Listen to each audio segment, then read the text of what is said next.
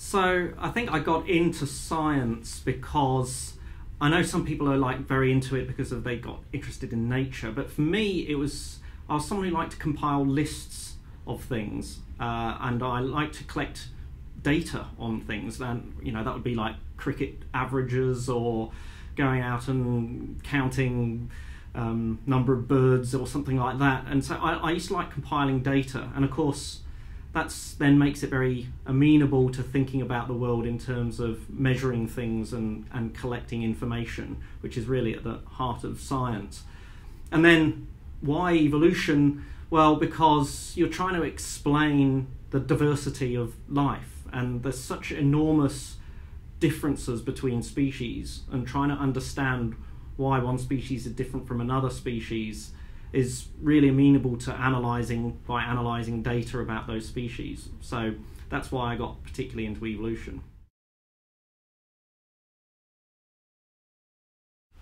So my day is a mixture of different things because I both teach and I do research. So a typical day might involve me giving a class for students and then coming back answering emails, which seems perennial, but also then working on some research, and that might be writing a paper or doing some analysis or popping into the lab to check an experiment's working okay, or talking with a student about their field research.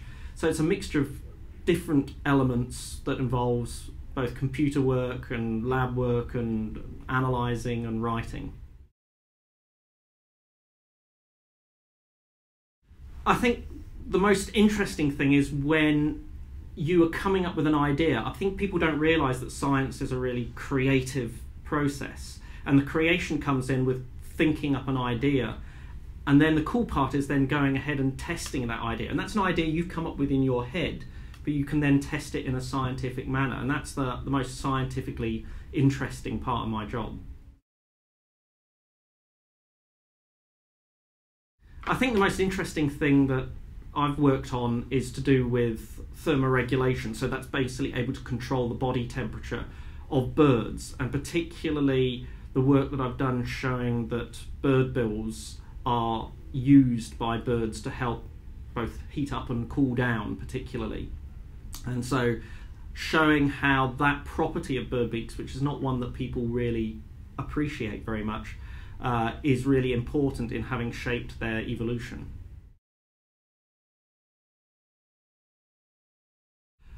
I think from personal perspective, I was the president of the Australasian Evolution Society, so from a prestige perspective that was really interesting. I'm also now the editor-in-chief of an evolutionary journal, and that's really interesting because you get to see other people's research come in every day, and you see sort of the vast number of different topics that people are working on, and usually all pretty interesting stuff.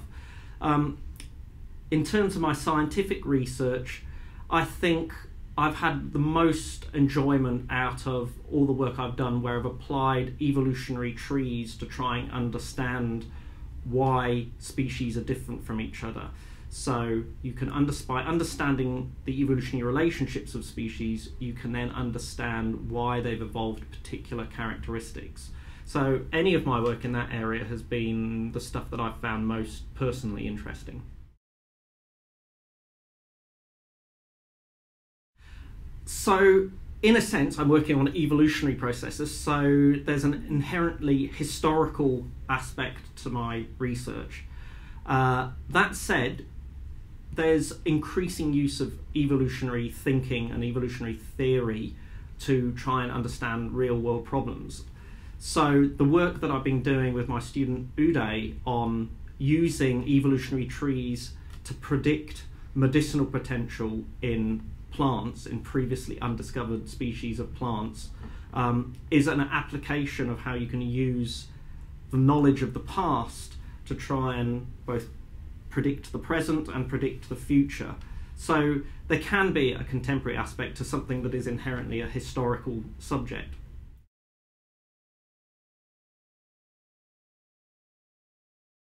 So evolution is the topic that answers the big why questions in biology. And why are things the way they are? Why are we the way they are? and understanding how life on the planet has arisen in its present form.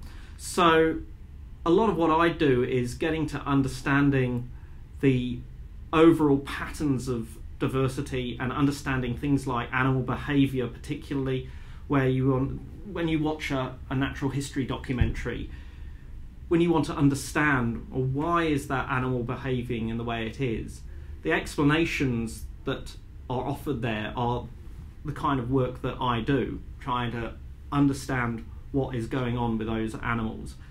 So it's really just that broad perspective of understanding that evolution offers as a framework to biology.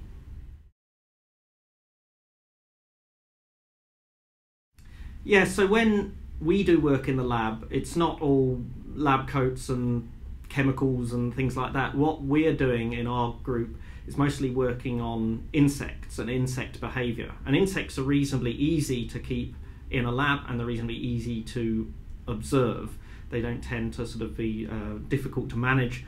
And so a lot of what we're doing is observing behaviour. For example, we might be interested in how insects choose which other insect to mate with. So I've had students working on things like bark beetles and moths and fruit fly in the lab, where you set up little arenas for them to behave in. It's a bit like those old-fashioned type things where you put two animals together in a jar and see whether they eat each other. Not quite. We're not looking at whether they're eating each other, but we're looking at, well, why does this insect choose this particular other insect to mate with and not the other one that we offer them, and what are the characteristics of this particular individual that makes them more attractive to the other individual.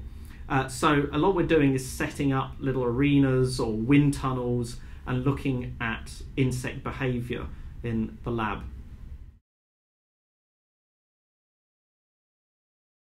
So obviously we're working on insects, but the same kind of principles could be applied to understanding human behaviour. Not that we were saying that, you know, a moth being attracted by the pheromone produced by a female is necessarily the kind of thing that humans do, but fundamentally what we're trying to understand is core principles of behaviour, and a lot of those core principles will be shared with humans. For example, I had a student working on sawflies. Now these are aggregations, they exist for most of their life as aggregations of what look like caterpillars, although they're not true caterpillars, on gum trees. And they live in clumps. They're sometimes known as spitfires, and they're really common around Melbourne. And they live in clumps on the tree, and every evening at dusk they head out on the tree towards the leaves of the tree to feed. And there's consistent leaders among these sawflies. Even amongst these really primitive animal societies, there are leaders that determine where they're going to go and at what time they're going to set off. And what my student found was that if you start removing the leaders from the group can't cope as well. They need the leaders to be able to tell them what to do. And so it's fascinating that even in such a simple insect, that they have this societal structure that benefits from having a mixture of leaders and followers. And so you can see how these aspects of our society as humans are then actually reflected in much simpler animal societies.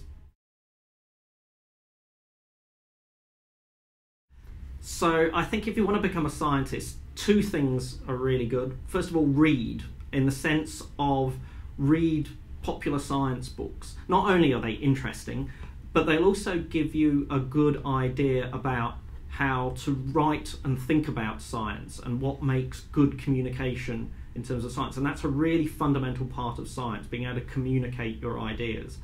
The second thing is make use of any opportunities you get to do volunteer work, even if it's just a sort of a day helping out at a museum or something like that. Anything that gives you experience and subjects you to new kinds of skills that you might develop, be it in helping out with some computer data analysis or going out and helping someone do some field work for a day in the field or something like that. Just make use of those experiences, because they will help shape your thinking about science and make you into a better scientist.